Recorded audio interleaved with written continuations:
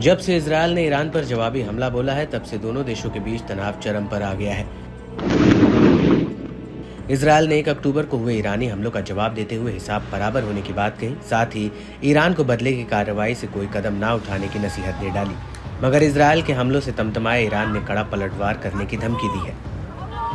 Iran का शीर्ष नेतृत्व इजरायल का मुंहतोड़ जवाब देने को उतारू है। ईरान को संभावित खतरों को देखते हुए अब इजरायल को भी बड़ा खतरा मंडराने लगा है।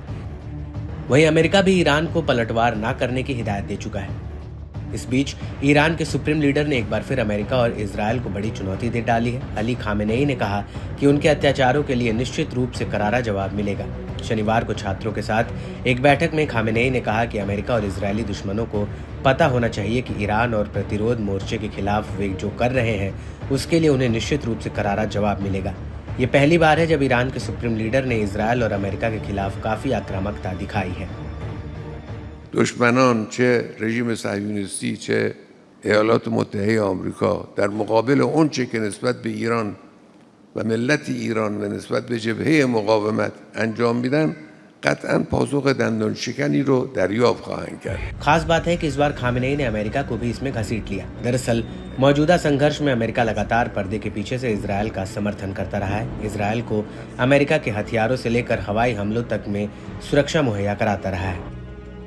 ईरानी नेता इजरायली हमलों के पीछे अमेरिकी समर्थन को मानते रहे। दरअसल अमेरिकी सेना का पश्चिम एशिया में काफी दखल माना जाता रहा है। यही वजह है कि अमेरिका खुद इजरायल को ईरान से सीधे टकराव से बचने की सलाह दे चुका है। बावजूद इसके दोनों देश एक दूसरे को आंख दिखा रहे हैं। बता दें कि इससे पहले खामेनेई ने इजरायली हमलों पर संयम बरता था, अपनी टिप्पणियों में सतर्क रुख अपनाया था। खामेनेई ने कहा था कि हम मूल्यांकन करेंगे, इजरायल के हमले को बड़ा नहीं बताना चाहिए और ना ही कम करके आंका जाना चाहिए। हालांकि इसके 1 हफ्ते बाद अब वो आक्रामक दिखे हैं।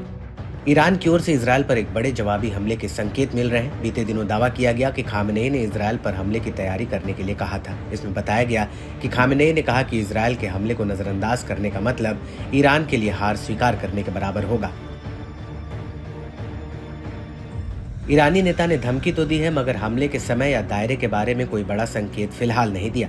खामेनेई ने कहा कि ये केवल बदला लेने का मामला नहीं है, बल्कि एक तार्किक कार्रवाई है, धर्म, नैतिकता और शरिया के साथ एक दृष्टिकोण जो अंतर्राष्ट्रीय नियमों के मुताबिक है।